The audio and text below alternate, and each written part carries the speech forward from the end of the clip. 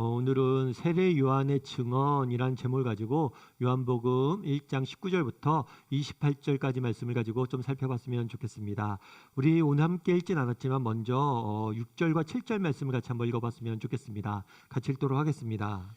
하나님께로부터 보내심을 받은 사람이 있으니 그의 이름은 요한이라. 그가 증언하러 왔으니 곧 빛에 대하여 증언하고 모든 사람이 자기로 말미암아 믿게 하려 함이라. 먼저 오늘 본문에 이렇게 소개되어 있죠. 하나님께서 보내심을 받은 사람이 있으니, 다르게 말하면 하나님이 보내신 사람이 있다는 거죠. 그의 이름은 요한이다. 이 요한은 우리가 흔히 세례 요한이라고 부릅니다. 그래서 오늘 우리가 쓴 복음서는 요한복음인데, 이 요한복음을 쓴 복음서의 저자인 요한과는 다른 인물이에요. 그래서 이 세례 요한은 예수님이 태어나기 전에 6개월 전에 먼저 태어납니다. 그리고 예수님이 사역을 하시기 직전에 사역했던 인물이에요. 그래서 역사상으로 보면, 기독교 역사적으로 보면 굉장히 독특한 인물이죠. 왜냐하면 예수님이 사역하시기 직전에 와서 예수님의 길을 예비하라고, 준비하라고 부름받은 인물이기 때문이에요. 그렇다면 세례 요한이 한 사역은 어떤 것일까요? 우리 말라기 3장 1절 말씀 같이 한번 읽어볼까요? 같이 읽겠습니다. 만군의 여호와가 이르노라. 보라, 내가 내 사자를 보내리니 그가 내 앞에서 길을 준비할 것이며 또 너희가 구하는 바 주가 갑자기 그의 성전에 임하시리니 곧 너희가 사모하는 바 언약의 사자가 임할 것임이라. 여기서 말라기는 말라기 구약에 나오는 선지자 이름이에요. 이 선지자는 예수님이 오시기 전에 400년 전에 활동했던 사람입니다. 그러니까 이미 400년 전에 예수님의 오심과 예수님 오시기 전에 세례 요한이 사역할 것을 미리 예언해 놨어요. 그런데 뭐라고 되어 있냐면, 만군의 여호와가 이르되 보라 내 사자. 이 사자는 메신저라는 의미예요. 메신저. 그래서 내 사자는 누구냐면 오늘 본문에 등장하는 요한이에요. 예전에는 그런 일이 있었습니다. 고대 사회에서 어떤 일이 있었냐면, 왕이 있잖아요. 왕이 마을을 행차하는 경우가 있어요. 왕이 행차하는 경우가 있으면 미리 사자들을 보냅니다. 사자들을 보내서 곧 왕이 오십니다, 여러분 준비하십시오 하고 길을 트고 왕이 올 길을 준비하는 사람들이 있었어요. 이 사람들이 사자, 메신저라고 불렀습니다. 요한이 맡은 역할이 그거라는 거예요. 왕이신 예수님이 오시기 직전에 미리 와서 예수님이 오신다는 것을 알리고 길을 준비하는 역할, 그것이 요한이 맡은 역할이다라고 이야기하고 있는 거예요. 그래서 요한은 어떤 사람이었냐? 예수님이 태어나기 6개월 전에 태어나서 예수님이 사역하시기 직전에 예수님이 오실 것을 미리 사람들에게 알리고 그 길을 준비했던 사람이라고 우리가 이해하면 됩니다. 그런데 우리가 여기서 한 가지 생각해 볼 것이 있어요. 그건 뭐냐면, 왜 이런 방식을 썼냐는 거예요. 오늘 보면 그런 거잖아요. 내 사자를 먼저 보낼 것이다. 그래서 요한이 증거하게 했어요. 그런데 왜 이렇게 했냐는 거예요. 굳이 그냥 오시면 안 됐냐는 거죠. 그냥 왕이 와도 사람들이 왕인 걸 알면 어떻게 해요? 무릎 꿇고 엎드릴 거예요. 길을 비켜줄 거예요. 그런데 굳이 왜 왕이 직접 오시면 되는 건데 미리 사자를 보내서 그 길을 준비하게 했냐는 거예요. 여러분, 왜 이렇게 했다고 생각을 하세요? 그러니까 사실 요한의 이 사역은 필수적인 게 아닌 거예요. 왜 이렇게 했을까요? 저는 그것이 하나님의 방식이라고 생각을 해요. 어떤 방식이냐? 하나님은 자신을, 우리 인간을 통해서 자신이 전해지고 우리를 통해서 그리스도가 전파되어지고 증거되어지길 원하셨어요.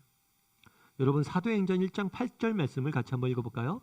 같이 읽도록 하겠습니다. 오직 성령이 너희에게 임하시면 너희가 권능을 받고 예루살렘과 온 유대와 사마리아와 땅끝까지 이르러 내 증인이 되리라 하시니라. 여기 어떻게 되냐면, 오직 성령이 너희에게 임하시면, 너희는 제자예요. 제자들이지만 궁극적으로 나중에 우리 모든 믿는 사람을 포괄하는 개념이겠죠. 너희에게 임하시면 너희가 뭐예요? 땅끝까지 이르러 내 증인이 될 것이다. 이건 언제 얘기하신 거냐면, 예수님께서 하늘로 올라가십니다. 부활하신 다음에 하늘로 올라가세요. 예수님께서는 이 땅에 계속 계시지 않으셨어요. 하늘로 올라가셨습니다. 올라가신 다음에 부탁하는 거예요. 제자들에게 뭐라고 부탁하냐면, 너희가 권능을 받아서 예루살렘과 온 유대와 사마리아와 땅끝까지 가서 뭐예요? 내 증인이 돼. 예수님께서 직접 가서서 자신이 누구인지를 증언하지 않으세요. 예수님께서는 잠깐 이 땅에 머물시고 하늘로 올라가십니다. 그리고 자신이 이 땅에 있었음을, 정말 하나님 예수 그리스도 안에 참된 생명이 있음을 누구를 통해서? 제자들을 통해서, 사람들을 통해서 전파되길 원하셨던 거예요. 그날의 요한도 마찬가지죠. 요한을 통해서 증언하길 원하셨어요. 왜 이 방법을 쓰셨냐는 거예요. 그게 하나님의 방식이란 거예요. 하나님의 방식은 뭡니까? 사람을 통해서, 우리를 통해서 뭐예요? 하나님이 증거되길 원하시는 거예요. 사실 어떻게 보면 이것은 굉장히 어리석은 방법일 수 있겠죠. 사실 인간이란 존재, 저도 인간이지만 인간이란 존재가 믿을 만합니까? 사실 믿을 만한 존재가 아니잖아요.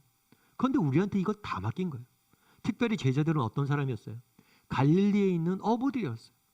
그들은 위대한 정치가도 아니고, 위대한 사상가도 아니고, 위대한 군인도 아니고, 정말 뛰어난 학력 가진 그런 교수들도 아니고, 정말 아무것도 없는 보잘것없는 사람들이었어요. 그런데 그 사람들에게 뭘 맡긴 거예요? 전 세계의 운명을 맡긴 거예요. 니네밖에 없다. 니네가 가서 세상에 전하라. 오늘 요한도 그렇잖아요. 요한을 통해서 빛에 대해서 증언하고 모든 사람이 그 빛을 받아들이길 원했다. 이 사람을 통해서 하나님은 뭘 하길 원하시는 거예요? 자신이 증거되길 원하시는 것을 오늘 본문을 통해서 우리는 알 수가 있습니다. 뿐만 아니라 이것은 요한의 이야기가 아니에요. 요한만의 이야기가 아니고 제자들만의 이야기가 아니고 바로 우리에 대한 이야기죠. 제가 예전에 좋아했던 프로그램이 하나 있는데 그 프로그램이 뭐냐면 냉장고를 부탁해 라는 이렇게 프로그램이에요. 이 프로그램의 내용은 뭐냐면 이렇게 출연진들의 개인의 집에 있는 냉장고를 스튜디오로 가져옵니다. 가져오면 각자 집에 있는 냉장고에는 평소에 집에서 먹던 음식 재료들이 있잖아요. 그런데 이 음식 재료를 가지고 뭐예요? 요리사들이 요리를 해주는 거예요. 제가 그런데 이 프로그램 재밌게 봤던 이유 중에 하나는 뭐냐면 어떤 사람들은 이렇게 냉장고를 집에 있는 냉장고를 가져오잖아요. 그럼 좋은 음식, 식재료들이 많은 냉장고가 있어요. 그런데 어떤 냉장고는 식재료가 거의 없어요. 어떤 사람은 과자 부스러기 몇 개, 음료수 몇 개밖에 없는 사람도 있어요. 그런데 놀라운 것은 그런 보잘것없는 재료를 가지고도 뭐예요? 멋진 음식을 만들어내는 거예요. 그러니까 제가 그걸 보고 되게 많이 감동을 받았어요. 그래서 참 그러니까 좋은 재료를 갖는 것도 중요한데 결국 누구 손에 붙잡혀 있냐는 거죠. 그러니까 우리도 마찬가지예요. 우리도 정말 우리가 좋은 재료가 되는 게 중요합니다. 근데 중요한 건 우리가 누구의 손에 잡힌다면, 하나님 손에 잡힌다면 우리도 멋진 존재로 다듬어질 수 있어요. 근데 한 번에 이 냉장고를 부탁해 누가 나온 적이 있었냐면 강수지라는 발레리나가 나온 적이 있었어요. 이 분은 저는 잘 모르지만 국보급 발레리나라고 이야기하더라고요. 그만큼 발레를 잘하시나 봐요. 그리고 그만큼 인기도 있고. 그래서 그런지 이분의 냉장고를 딱 열어봤는데 냉장고에 뭐가 나왔냐면 청와대, 그러니까 대통령이 준 그릇이 나온 거예요. 그러니까 사람들이 와 놀란 거죠. 야, 역시 국보급 발레리나다 보니까 냉장고 안에 청와대에서 대통령이 준 그릇이 나오네. 그럼 이 그릇에 뭐가 있을까 하고 그릇 뚜껑을 열어봤어요. 그런데 또 깜짝 놀란 거예요. MC들이. 그래갖고 왜 놀랐을까 이렇게 보니까 그 안에 음식이 들어있는데 음식이 다 상한 거예요. 그래갖고 먹지를 못하는 거예요. 그래갖고 이 그릇도 놀라운데 그 안에 담겨져 있는 것도 놀랍죠. 그래서 제가 이걸 보면서 그런 생각이 들었어요. 아무리 그릇이 청와대에서 준 그릇이 뭡니까? 뭐합니까? 아무리 아름다운 그릇이 뭐예요? 그 안에 들어있는 것이 썩은 음식이면 아무런 소용이 없는 거예요. 그릇의 참된 가치는 뭐에 있어요? 그래서 참된 가치는 그 안에 무엇이 담겨져 있느냐. 정말 우리 안에 예수님께 그날 말씀하시잖아요. 요한에게 네가 증언해라. 제자들에게 너희가 증인이 되라. 우리에게 뭐라고 얘기한 거예요? 우리가 살고 있는 우리의 삶의 현장 속에서 네가 그리스도의 증인이 되라. 이것이 얼마나 영광스럽고 복된 일인지를 알아야 돼. 우리처럼 보잘것없는 인간에게, 나약한 인간에게 뭘 맡기는 거예요? 엄청난 사명을 맡긴 거죠. 이게 얼마나 영광스러운 일이냐는 거예요. 오늘 보면은 이렇게 되어 있습니다. 6절과 7절 말씀을 다시 한번 보죠. 하나님께로부터 보내심을 받은 사람이 있으니 그 이름 뭐라고요? 요한이라. 그가 증언하러 왔으니 곧 빛에 대하여 증언하고 모든 사람이 자기로 말미암아 믿게 하려 함이라. 이렇게 되어 있어요. 그런데 이 요한이라는 곳에 여러분 각자의 이름을 넣어보세요. 정말 하나님으로부터 보내심을 받은 사람이 있으니 그의 이름은 승원이라. 그가 증언하러 왔으니 빛에 대하여 증언하고 모든 사람이 자기로 말미암아 믿게 하려 함이라. 이 요한의 이야기, 오늘 우리 요한의 이야기를 배우잖아요. 아, 그럼 요한, 세례 요한 좋은 사람이구나, 훌륭한 사람이구나, 이러고 끝난다면 의미가 없어요. 그날의 요한을 보내시고 요한을 부르신 하나님이 오늘 우리를 동일하게 보내시고 부르신다는 거예요. 그래서 우리는 보냄받은 사람들이에요. 어디에? 우리 각자의 삶의 현장에. 여러분이 서 있는 가정에, 일터에, 학교에. 정말 그곳에 우리는 뭘 증언하러? 예수 그리스도를 증언하러.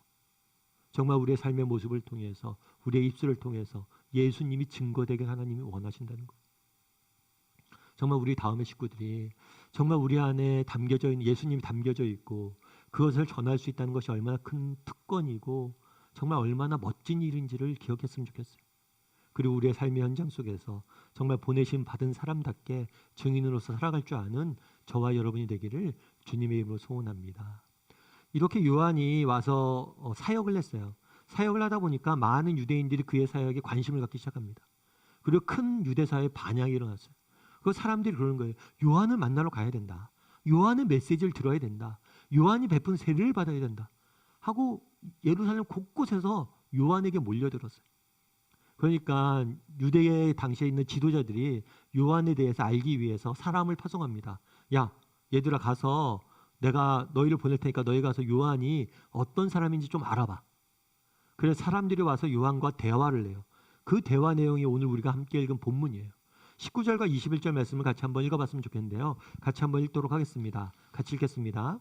유대인들이 예루살렘에서 제사장들과 레위인들을 요한에게 보내어 내가 누구냐 물을 때 요한의 증언이 이러하니라.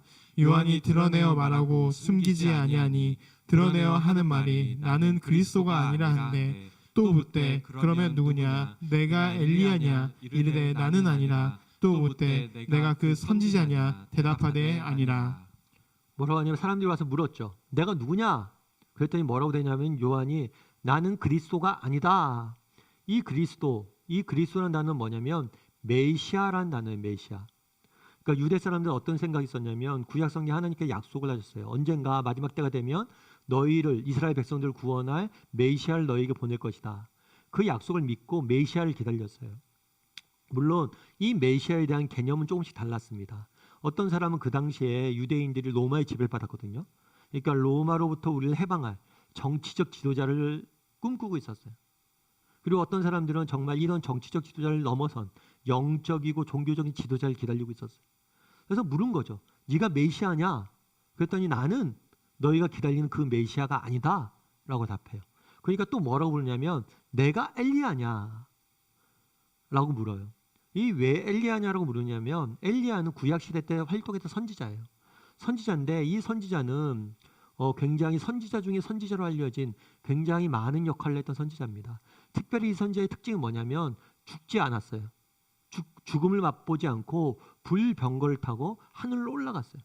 그래서 어떤 생각이 있냐면 엘리야가 죽지 않았잖아요. 하늘에 있잖아요. 그러니까 언젠가 하나님께서 이 엘리야를 다시 우리에게 보낼 것이다.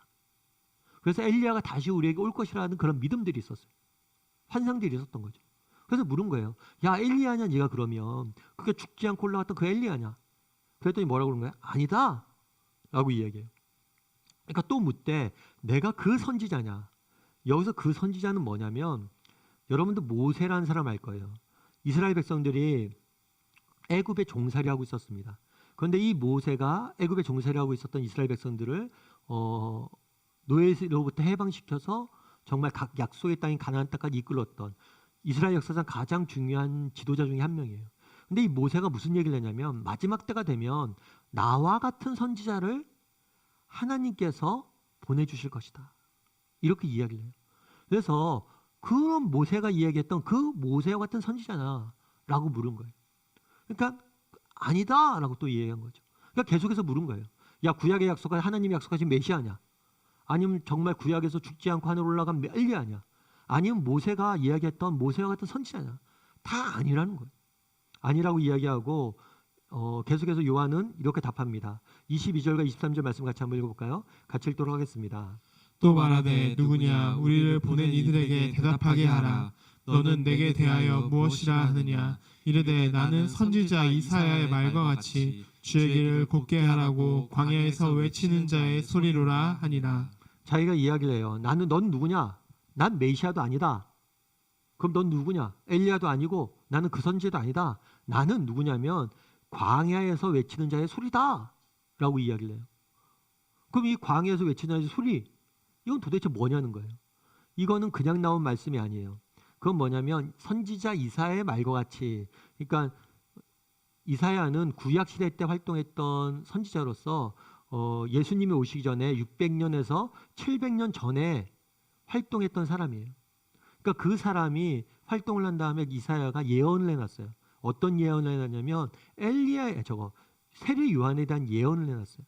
그래서 세례 요한이 뭐라고 이야기하냐면 나는 광야에서 외치는 자의 소리다. 나는 소리다. 그러면서 이 근거로서 뭘 이야기하냐면 이사야서 말씀을 가지고 자기의 정체성을 이야기하는 거예요. 그럼 이사야서 말씀에 뭐라고 되어 있는지 이사야서 40장 3절 말씀을 같이 한번 읽어볼까요? 같이 읽겠습니다. 외치는 자의 소리여 이르되 너는 광야에서 여호와의 길을 예배하라. 사막에서 우리 하나님의 대로를 평탄하게 하라. 외치는 자리의 소리요. 그러니까 이 외치는 자리의 소리한테 하나님께서 명령하신 거예요. 뭐냐면 예비하라는 거예요. 예수님이 오시는 것을 예비하는 사람. 그러니까 아까 얘기했던 사자를 미리 보낼 거라고 그랬잖아요. 그 사자가 자기라는 거죠. 그럼 왜 외치는 자리의 소리라고 표현했을까요? 이 소리의 중요한 것은 소리의 역할 때문에 그래요. 여러분 아까 왕 이야기를 했었는데요. 우리 사극에 보면 그러잖아요. 사극에 보면 왕이 올 때 누가 신하들이 그런 얘기했죠. 앞에 먼저 가서 딱 얘기하죠. 주상전하 납시오 이렇게 이야기하잖아요. 이게 소리예요, 소리. 이 소리를 들으면 뭘 해요? 우리는 뭘 봐요? 전하를 보죠. 이 소리를 외치는 자의 신하가 중요한 게 아니라 나는 그런 소리라는 거예요. 나를 보지 말고 뭘 보라는 거예요? 예수님을 보라는 거예요. 나는 소리에 지나지 않기 때문에. 그래서 나는 그런 예수님의 오심을 알리는 소리다 이렇게 생각한 거예요. 그래서 특별히 뭐라고 되어 있냐면 광야에서 외치는 소리다라고 되어 있어요. 그럼 왜 광야에서 외치냐는 거예요. 이 광야라는 것을 개념을 좀 우리가 이해할 필요가 있어요. 그건 뭐냐면 아까 모세 이야기했잖아요. 모세가 애굽에 있는 이스라엘 백성들을 노예 생활을 하고 있는 사람들을 노예로부터 해방시켜서 어디로 가냐면 가나안으로 갑니다. 여기서 노예였던 이스라엘 백성들은 가나안에 가서 하나님의 백성으로서 새로운 삶을 살아요. 그런데 이 새로운 삶을 살기 전에 어디를 거쳐가냐면 광야를 거쳐가요. 그래서 이 광야는 이스라엘 민족에게 어떤 의미냐면 새로운 시대, 새로운 삶을 준비하는 곳이라고 알려져 있어요. 그래서 이스라엘 민족들이 중요한 역사적 사건이나 변곡점, 내 인생에 중요한 인생의 문제가 있으면 어디로 가요? 광야로 가요. 광야에 가서 기도하고 말씀 보고 준비합니다. 근데 이 광야에서 외친다는 것은 새로운 시대를 준비하라고 외치는 거예요. 어떤 새로운 시대입니까? 예수님이 열어갈 새로운 메시아의 시대를 준비하라고 외친 거예요. 그럼 오늘 본문에서 우리는 알 수 있는 건 뭘까요? 오늘 본문에서 우리가 알 수 있는 건 뭐냐? 배울 수 있는 점은 뭐냐면 요한은 분명한 자기 정체성이 있었다는 거예요. 어떤 정체성? 나는 광야에서 외치는 소리다. 이 정체성이 있었기 때문에 실제로 광야에 나가서 세례를 베풀며 살았던 거예요. 요한은 분명한 자기 정체성이 있었고 그 정체성에 걸맞는 삶을 살았던 거예요. 여러분들은 어떠세요? 여러분들은 어떤 정체성을 가지고 있으세요? 여러분들은 어떤 정체성을 가지고 있으세요? 제가 아는 집사님 한 분이 있는데 그 집사님 한 분은 토끼를 길렀대요. 토끼를 기르는데 토끼가 특징이 있는데 토끼가 풀도 먹지만 땅을 그렇게 판대요. 그러니까 토끼를 실내에서 키울 수가 없는 거예요. 계속해서 바닥을 긁으니까. 그래서 토끼를 이제 마당에서 길렀대요. 마당에서 기르니까 토끼가 이제 자유롭게 마당에서 다닐 수 있겠죠. 그런데 재밌는 건 뭐냐면 마당에 개도 있었대요. 개랑 토끼랑 같이 길렀어요. 그런데 목사님 이상한 게 있어요. 이 토끼가 개랑 같이 기르니까 이 토끼가 지가 개인 줄 알아요. 그래서 개처럼 꼬리 흔들고 개처럼 행동을 한다는 거예요. 그러니까 그 얘기를 들으면서 제가 참 재밌게 들었어요. 그러니까 토끼도 뭐예요? 본인이 개라고 생각하니까 뭐처럼 행동하는 거예요? 개처럼 행동한다. 강아지처럼 행동한다. 우리도 마찬가지예요. 그게 정체성이에요. 내가 누구냐? 내가 어떤 사람이냐? 나는 활동적인 사람이야. 나는 내성적인 사람이라고 생각하는 사람은 뭐예요? 내성적으로 행동하게 돼 있어요. 내가 누구냐? 내가 어떤 정체성이 있느냐? 이것은 굉장히 중요합니다. 우리는 어떤 정체성을 가지고 살아가요? 여러분들이 누군가가 여러분에게 당신은 어떤 사람입니까? 누굽니까? 라고 물는다면 여러분들은 무엇이라고 답하겠습니까? 우리의 문제는 뭘까요? 우리의 문제는 이 정체성을 없다는 거예요. 그리고 분명한 정체성을 갖고 있지 못하다는 거예요. 제가 최근에 보는 프로그램 중에 하나가 뭐가 있냐면 TV 프로그램 중에 하나가 Sing Again이라는 프로그램이 있어요.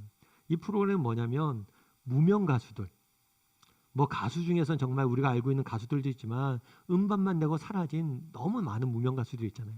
이 무명 가수들 중에서 몇몇 사람에게 다시 한번 기회를 주는 거죠.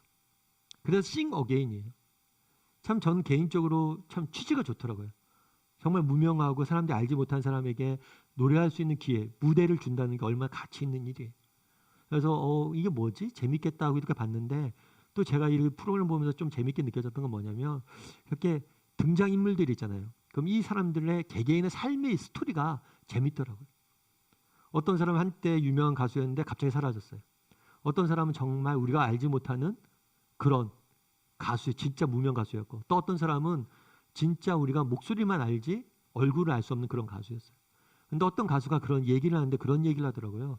어떤 얘기를 하냐면 내려오는 것을 잘해야 된다. 사람은 내려오는 것을 잘해야 됩니다. 이런 얘기를 해요. 근데 그 얘기에 제가 굉장히 공감이 왔는데 이게 어떤 얘기냐면 이 사람이 가수였어요.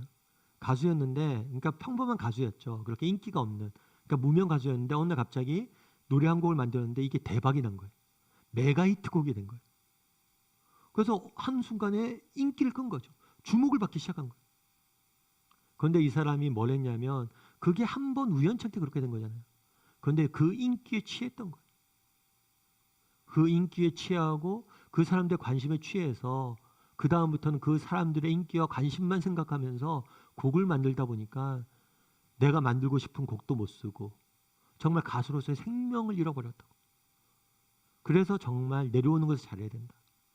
그러니까 정말 중요한 게 자신의 정체성. 내가 만들고 싶은 곡이 있고 내가 하고 싶은 걸어가고 있었던 길이 있었는데 주변의 인기로 인해서 그것들을 완전히 잃어버렸다는 거예요. 그러다 보니까 그 인기나 관심에 휩쓸리다 보니까 어느 순간 내가 하고 싶던 음악도 못하고 내 갈 길도 잃어버리고 그렇게 무명으로 사라졌다는 거예요. 참 공감이 많이 됐어요. 여러분 우리의 삶에 정말 우리가 무너지는 이유가 뭘까요? 이 정체성이 없을 때 우리는 흔들리는 거예요. 여러분들은 누가 당신은 누구요? 요한에게 물었잖아요. 넌 누구냐?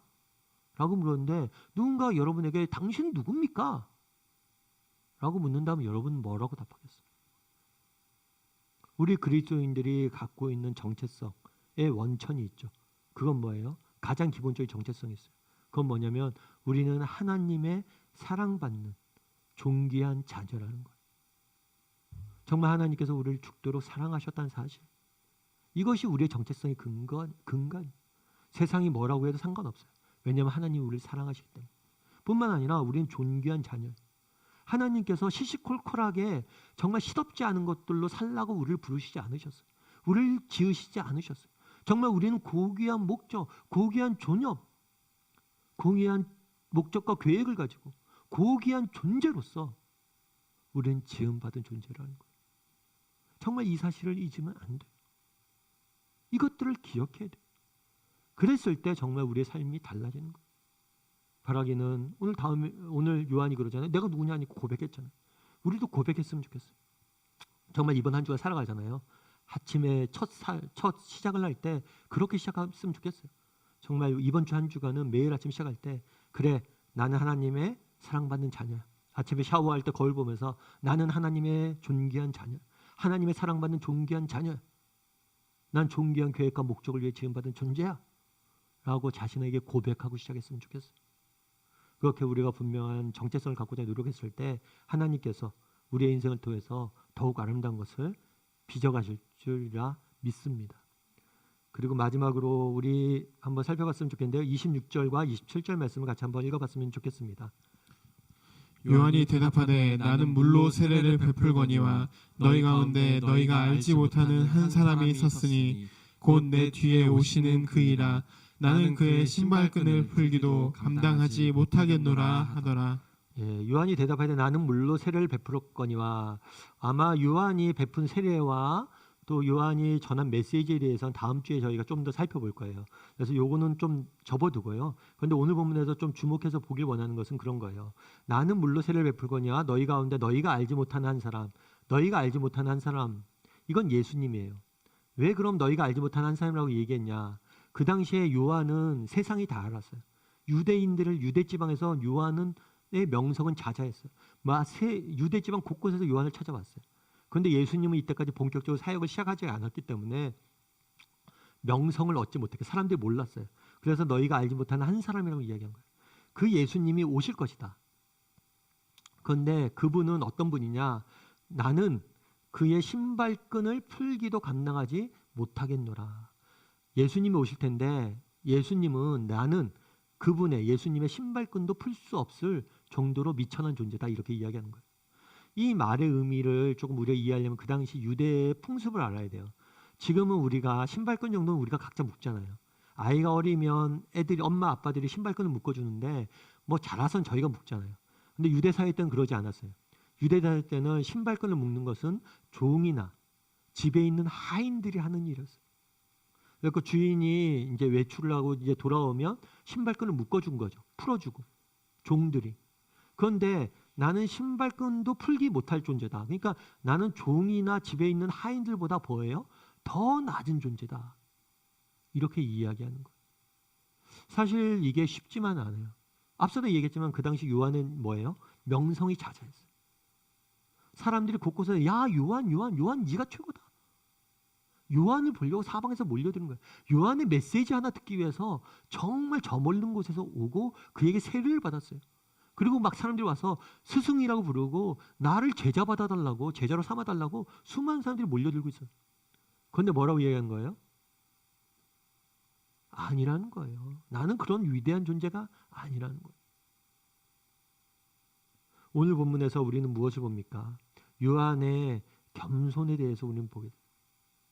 정말 요한은 겸손히 자신의 자리를 지킬 줄 아는 사람이었으면, 겸손히 하나님을 섬기고 다른 사람을 섬기는 사람이었으면 우리는 보게 돼요. 그럼 어떻게 요한이 이렇게 겸손해질 수 있었느냐? 어떻게 이렇게 겸손해질 수 있었어요? 그거는 예수님의 영광을 봤기 때문이죠. 예수님의 영광을 보니까, 예수님을 보니까 우리가 얼마나 하찮은 존재인지 안다는 거예요. 우리도 마찬가지죠. 저도 이제 어렸을 때 초등학교 때 이제 그러잖아요. 초등학교는 다 다르지만 이제 교회에서 이제 교회 친구들 보면 학교가 다 다르잖아요. 초등학교가. 그럼 교회 친구들끼리 모여서 자랑을 해요. 어떤 자랑을 하면, 야 우리 초등학교에는 농구 골대 있다. 야 우리 초등학교 운동장에 배구 코트 있어. 그러면 서로 운동장이 누가 더 넓고 좋은지 자랑을 해요. 그런데 그러다가 막상 대학교를 가면 어때요? 대학교를 비하면 초등학교 운동장 그거 자랑할 게 아니잖아요. 그게 넓어봤자 얼마나 넓습니까?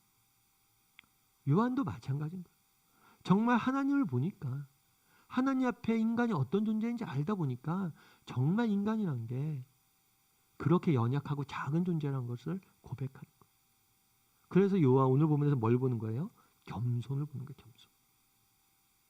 여러분, 이런 의미에서 겸손은 있잖아요. 기독교인이 가져야 될 어떤 성품 중에 하나가 아니라 기독교인이라면 반드시 있어야 되는, 기독교인이라면 누구나 가져야 될 자질이 바로 겸손이에요. 왜요? 우리 하나님을 만났잖아요. 하나님의 영광을 본 사람이잖아요. 하나님 앞에서 인간이 어떤 존재인지 아는 사람이잖아요. 그런데 인간끼리 서로가 누가 높다 낮다 얘기할 게 있습니까? 다 거기서 거기지. 정말 하나님의 영광을 알기 때문에 겸손해질 수 있어요. 그래서 그리스도인들은 겸손해야 돼. 겸손. 이거는 선택이 아니라 그냥 필수예요. 여러분, 그럼 우리는 어떨까요? 우리는 겸손한 사람입니까? 그럼 왜 목사님 겸손해져야 될까요? 여러분 언더우드 선교사라고 혹시 아세요? 언더우드 선교사라고 우리나라 최초의 장로교 선교사, 우리나라에 온 최초의 장로교 선교사라고 알려져 있어요. 그런데 사실은 우리 한국 사회가, 한국 교회가 사실은 기독교가 전해진 기간이 200년이 안 돼요. 그러니까 굉장히 짧은 기간이에요. 그런데 기독교가 엄청 지금 부흥을 했잖아요. 근데 한국 기독교가 이렇게 부흥했던 원인 중에 하나가 뭐냐면 초창기에 이 선교사들이 왔었는데 너무나 좋은 선교사들이 많이 왔어요. 정말 공부도 많이 하고 똑똑하고 믿음도 좋은 너무 좋은 선교사들이 많이 왔어요. 그래서 이 선교사들이 처음에 와서 했던 일이 뭐냐면 한국말을 배우고 한글을 배우고 한글로 된 성경을 만들었어요. 그런데 초창기에 번역된 이 한글 성경이 잘못 번역하는 경우가 있을 수 있잖아요. 한글도 뭐 모를 수 있고 원어 성경도 모를 수 있으면. 그런데 초창기에 번역된 이 한글 성경이 잘못된 번역된 곳이 2% 미만이라고 그래요. 그러니까 90%, 70% 이상이 완벽하게 번역이 된 거예요. 그만큼 뛰어난 사람들이 와서 성경을 번역했던 거예요. 선교사 자원이 굉장히 뛰어난 인물들이었어요. 주로 의사 뭐 와서 그래서 이 사람들이 했던 일들이 의학을 가르치거나 과학을 가르쳤거든요. 굉장히 똑똑한 사람들이 왔던 거예요. 그런데 이 선교사님이 언더우드 선교사님이 한 번은 그랬대요. 뭐냐면 이렇게 지방에 다니면서 전도를 한 거예요. 전도를 하는데 그 당시엔 그랬잖아요. 얼굴이 갑자기 하얀 사람들이 온 거예요. 머리색도 틀리고. 그러니까 어떻게 바뀌었어요? 굉장히 이상하게 바뀌었죠. 특별히 좋은 눈으로 보지 않았어요. 그래서 뭐라고 했냐면 저희 주막에서 이렇게 밥을 먹고 있는데 어떤 젊은이가 딱 와서 보더니만 이것이 밥도 먹네? 이것이라고 표현해요. 이것. 사람도 아니고. 그랬더니 그 얘기를 딱 듣고 언더우드 선교사님이 뭐라고 했냐면 국도 먹을 줄 압니다. 밥만이 아니라 국도 먹을 줄 안다고 그런 거예요. 그랬더니 이 젊은이가 또 뭐라고 했냐면 그것이 말도 안 해? 그런 거예요. 그랬더니 뭐라고 했냐면 저는 글도 쓸 줄 압니다. 나중에 이 청년이 이 언더우드 선교사님의 이 겸손한 모습을 보고 예수님을 믿게 됐다고 그러더라고요. 그런데 사실 이것이 이런 말을 듣는 게 쉽겠습니까? 그런데도 그런 것에 전혀 영향받지 않아요. 마음에 상처 입지 않습니다. 여러분 왜 겸손해야 될까요? 여러분 우리 인생을 망치는 것 중에 하나는 뭐냐면 교만이에요. 여러분 우리가 왜 상처 입는지 아세요? 교만해서 상처 입어요. 그리고 왜 우리가 비굴해지는지 아세요? 겸손한 사람들이 비굴해지지 않아요. 교만한 사람들이 비굴해져요. 왜냐하면 높아지려고 하니까. 오늘 본문의 요한의 모습 속에서 우리는 무엇을 봅니까? 정말 겸손히 하나님을 섬기고 사람들을 대하는 모습들을 보게 돼요. 여러분 겸손은 정말 강합니다. 겸손한 사람은 강해요. 정말 세상 속에서 우리가 좀 겸손해졌으면 좋겠어요. 그럼 우리는 강해요. 우리는 상처 입지 않을 거고 우리의 길을 걸어갈 수 있어요.